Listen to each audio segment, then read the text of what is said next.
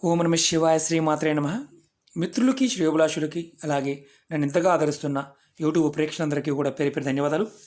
మిత్రులరా, మీ అందరికీ కూడా ఆ పరాదేవత ఎల్లవెల్లలా మీతో ఉండి మీ మనోవాంఛ నెరవేర్చాలని మనస్ఫూర్తిగా కోరుకుంటున్నాను. ఈరోజు మనం అద్భుతమైన తేలికైన చిన్న ఉపాయం తెలుసుకుందాం. ఈ ఉపాయాన్ని ఆడవారైన మగవారైన చేయవచ్చు. ఈ ఉపాయాన్ని ఎలా చేయాలి, ఏ విధంగా తెలియచేస్తాను. బుధవారం రోజున ఈ ఉపాయాన్ని చేయాలి. మన ఇంట్లో ఉండే తులసి మొక్క దగ్గర, మన పెరల్లో ఉండే తులసి మొక్క దగ్గర ఈ ఉపాయాన్ని చేయాలి. ఈ ఉపాయానికి కొన్ని పదార్థాలు అవసరమవుతాయి. ఆ పదార్థాలు ఏంటి, ఎలా వాడుకోవాలి, ఎలా వాడితే ఎటువంటి సమస్య నుంచి బయటపడతామో తెలియచేస్తాను. తులసి మొక్క దగ్గర దీనిని కట్టడం వల్ల అనేక రకాలైన సమస్యల నుంచి బయటపడతారు. అలాగే మనకి ధనానికి సంబంధించి ఏదైతే ద్వారాలు ఉంటాయో అవన్నీ కూడా ఓపెన్ అవుతాయి.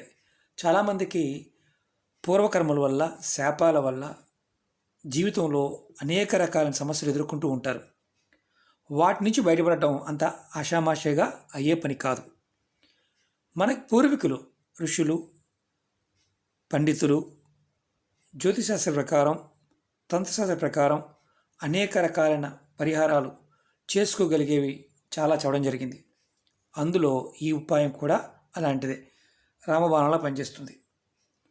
మీకు ఏదో ఒక సమస్య మిమ్మల్ని వెంటాడుతూనే ఉందనుకోండి. అలాగే మీకు జాతకరీత్యా కానీ, కుటుంబరీత్యా అంటే జాతకం బాగోలేదు, అలాగే దౌర్భాగ్యం మిమ్మల్ని వెంటాడుతూ ఉంది, అలాగే మీ పిల్లలకి వివాహం కావడం లేదు, వివాహం ఆలస్యం అవుతుంది, 45 ఏళ్ళు వచ్చాయండి ఇంకా వివాహం కాలేదు అనేవారు కూడా ఈ ఉపాయాన్ని చేయవచ్చు. అలాగే వివాహం అయ్యిందండి కానీ సుఖ సంతోషాలు లేవు, భార్యాభర్తల మధ్య గొడవలు, ఆడపడుచుల వల్ల, అత్తమామల వల్ల, అనవసరమైన విషయాల వల్ల గొడవలు అవుతున్నాయి అనేవారు కూడా చేయవచ్చు. ఈ ఉపాయం చేయడం వల్ల చాలా త్వరగా ఏదైతే మీరు ఎదుర్కొంటున్న సమస్యలు ఉన్నాయో వాటి నుంచి బయటపడతారు.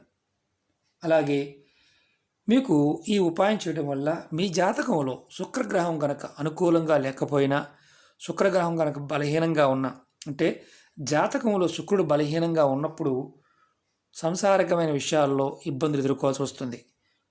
వాటి నుంచి కూడా బయటపడవచ్చు. ఈ ఉపాయాన్ని ఆడవారైనా మగవారైనా చేయవచ్చు. నెలసరి ఉన్నప్పుడు చేయకూడదు. అలాగే ఎవరన్నా కుటుంబంలో మరణించి ఉంటే పెద్ద కర్మ అవ్వకుండా ఉంటే కనుక చేయవద్దు. తర్వాత ఎవరైనా చేయవచ్చు. అలాగే గర్భిణీ స్త్రీలు ఈ ఉపాయాన్ని చేయవద్దు. అలాగే ఈ ఉపాయాన్ని ఎవరైనా సరే పరిపూర్ణమైన నమ్మకంతో, విశ్వాసంతో మాత్రమే చేయండి. నమ్మకం లేని వారు పొరపాటున వీటిని ప్రయత్నం చేయమాకండి, ఫలితం రాదు. అలాగే ఈ ఉపాయాన్ని బుధవారం నాడు ఉదయం 6 నుండి 12 లోపు చేయాలి. ఈ ఉపాయానికి కావాల్సిన వస్తువులు: తెల్లటి క్లాత్, కొత్తది జాకెట్ మొక్క తెచ్చుకోండి, చిన్న మొక్క తీసుకోండి. అలాగే బియ్యం కావాలి, పసుపు, కుంకుమ, 1 రూపాయి కాయిన్. ఎలా చేయాలో చెప్తాను. మీరు బుధవారం ఉదయాన్నే సూర్యోదయానికంటే ముందు నిద్ర లెగవాలి. స్నానం చేసి, కొంతమంది అడుగుతూ ఉంటారు చన్నీళ్ళు స్నానం చేయవచ్చా, వేడి నీళ్ళు చేయవచ్చా, మీ ఓపిక. అలాగే మీరు తల స్నానం చేయాలా లేకపోతే మామూలుగా స్నానం చేయవచ్చా, మీ ఓపిక. తలస్నానం కంటిన్యూ చేయాలి రూల్ ఏం లేదు, చేయాల్సిన అవసరం కూడా ఏమీ లేదు. కానీ మీరు ఒక నియమ నిబంధనగా నేను చేయాలి, తలస్నానం చేయాలనుకుంటే చేయవచ్చు, లేదంటే చేయాల్సిన అవసరం లేదు ఈ ఉపాయానికి. అలాగే మీరు ఈ ఉపాయాన్ని చేసే ముందు మీరు మీ ఇంట్లో ఉండే తులసి మొక్క దగ్గర, అంటే మీరు పూజ చేసే మొక్క కావచ్చు, మీ పక్కన ఎక్కడైనా సరే మీ పెరల్లో ఉన్న మొక్క కావచ్చు, లేదంటే ఈ ఉపాయం కోసమే మీరు తులసి మొక్కనే తెచ్చుకొని పెట్టుకోవచ్చు, ఇబ్బంది లేదు. బుధవారం ఉదయం చేయాలి. ఇది కుటుంబ సభ్యులు ఎవరైనా చేయాలనుకుంటే, వేరే పిల్లల కోసం చేయాలనుకుంటే తల్లిదండ్రులు ఎవరైనా సరే ఒకళ్ళు చేయవచ్చు ఈ ఉపాయాన్ని. మీరు ఎవరైతే కుటుంబంలో పెద్ద ఉంటారో మీరు ఈ తులసి మొక్క దగ్గర ముందు ఇలా ఒక క్లాత్ని వేసుకోండి. మీ ఇంట్లో ఎవరైతే కుటుంబ పెద్ద ఉంటారో వారి ఇలా కరెక్ట్గా పిడికెడు బియ్యాన్ని కుటుంబ పెద్ద యొక్క బియ్యాన్ని, అంటే కరెక్ట్గా వారి చేతిలో పట్టే బియ్యం, పిడికిడి బియ్యాన్ని తీసుకొని ఇలా క్లాత్లో పోయండి. పిడికిడి మాత్రమే. ఎవరైతే చేస్తారో వారు చేయవచ్చు. కుటుంబంలో పెద్ద ఎవరైతే ఉంటారో వారు చేతి పిడికిలు ఒక పిడికిడి బియ్యాన్ని ఇలా క్లాత్లో పోయండి తులసి చెట్టు ముందు. తర్వాత దానిలో ₹1 కాయిన్ వేయండి, ₹1 కాయిన్. తర్వాత దాంట్లో కొంచెం పసుపు వేయండి కొద్దిగా. తర్వాత దాంట్లో కొద్దిగా కుంకుమ వేయండి, ఎక్కువ కాదు కొద్దిగా. ఇలా వేసి మీరు మనసులో,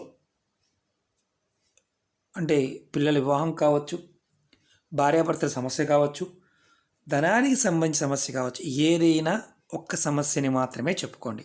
ఒకటి మాత్రమే, 10 చెప్పకూడదు, ఒకటి మాత్రమే చెప్పుకొని మీరు తులసి మొక్కకి ఈ మూటని చూడండి. నేను చూపిస్తాను మీకు. నేను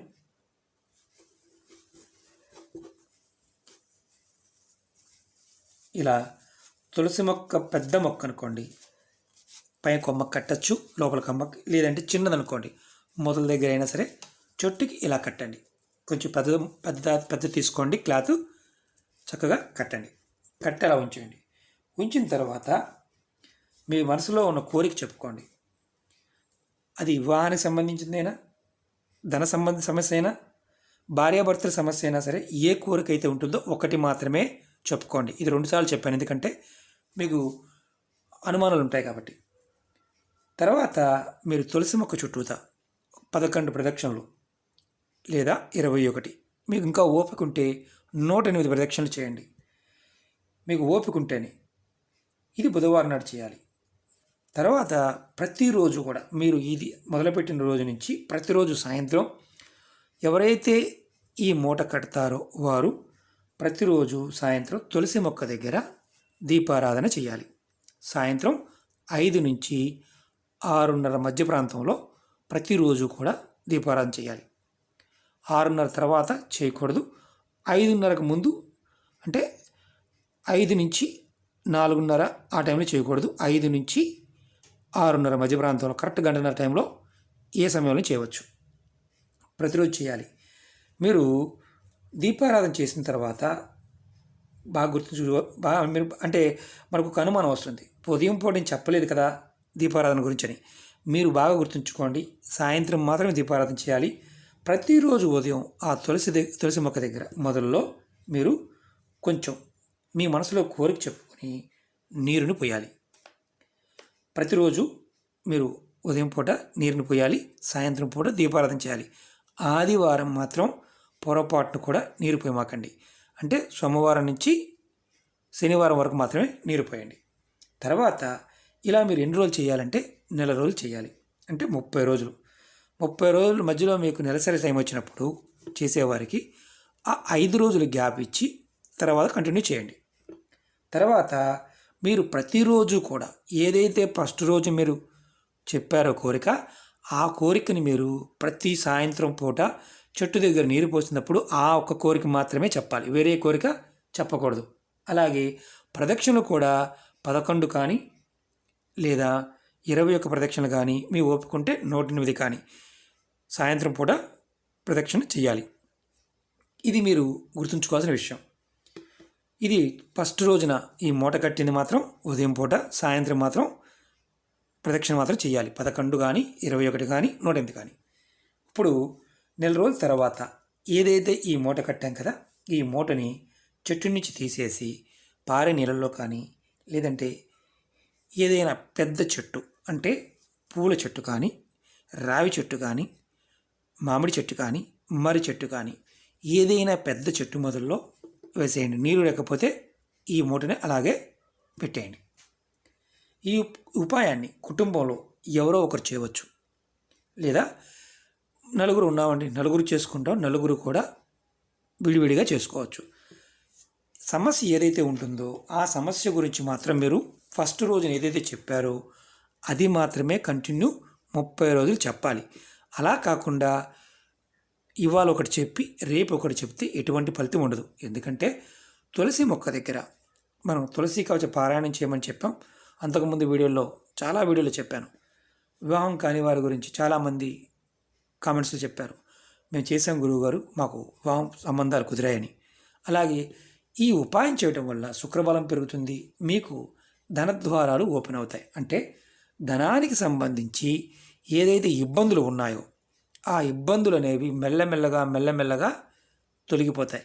ఇది కంటిన్యూ 30 రోజులు చేయాలి. మీరు 30 రోజులు చేయకుండా మధ్యలో గ్యాప్ వచ్చిందనుకోండి, అంటే అనివార్య కారణాల వల్ల ఈ ఉపాయాన్ని ఆపేశారు, మళ్ళీ మొదటి నుంచి ఉపాయాన్ని చేయాలి. అలా మీరు 30 రోజులు కంటిన్యూ చేయాలి. ఇది మగవారైనా ఆడవారైనా ఎవరి కోసమైనా ఎవరైనా చేయవచ్చు. ఇందులో నేను ఏదైతే ఇంతకుముందు చెప్పానో కోరికలు అవి మాత్రమే కోరుకోవాలి.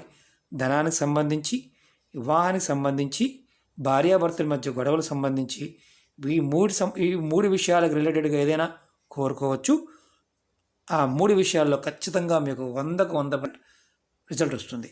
100% ఖచ్చితంగా మీకు ఫలితాన్ని చూడగలుగుతారు. ఓకే మిత్రులారా, అలాగే అనేక రకాల సమస్యల మీద నేను వీడియోలు చేయడం జరిగింది.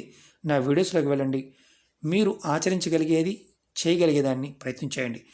తాంత్రిక ఉపాయాల్లో పదార్థము, సమయము, మన మనసులో ఉన్న ఏదైతే బలమైన సంకల్పం ఉంటుందో ఆ సంకల్పాన్ని ఈ పదార్థాలు అంటే ప్రాకృతిక రూపంలో ప్రకృతికి నివేదిస్తాయి. ప్రకృతి అంటే పంచభూతాలు ఉంటాయి, ఆమె పరాదేవత. మన నివేదన కరెక్ట్గా ఉన్నప్పుడు ఈ పదార్థంలో ఉన్న శక్తి మనకి ఆయుధంలా పనిచేస్తుంది. కాబట్టి నమ్మి పరిపూర్ణమైన విశ్వాసంతో ప్రయత్నించండి. కొంతమంది త్వరగా ఫలితం వస్తుంది, కొంతమందికి 1కి 4 సార్లు చేసినా రాకపోవచ్చు. పూర్వకర్మలు, శాపాల వల్ల అలాంటి ఇబ్బందులు కలుగుతూ ఉంటాయి. వాటికి సంబంధించి వీడియోలు కూడా చేయడం జరిగింది. మీరు ఏదైనా సరే విశ్వాసంతో ప్రయత్నించండి. ఓకే మిత్రులారా, ఈ వీడియో నచ్చినట్లయితే లైక్ చేయండి, నా ఛానల్ సబ్స్క్రైబ్ చేసుకోండి, పక్కనే ఉన్న గంట సింబల్ని యాక్టివేట్ చేసుకోండి, 10 మంది మిత్రులకి షేర్ చేయండి. ఓం నమః శివాయ, శ్రీమాత్రే నమః.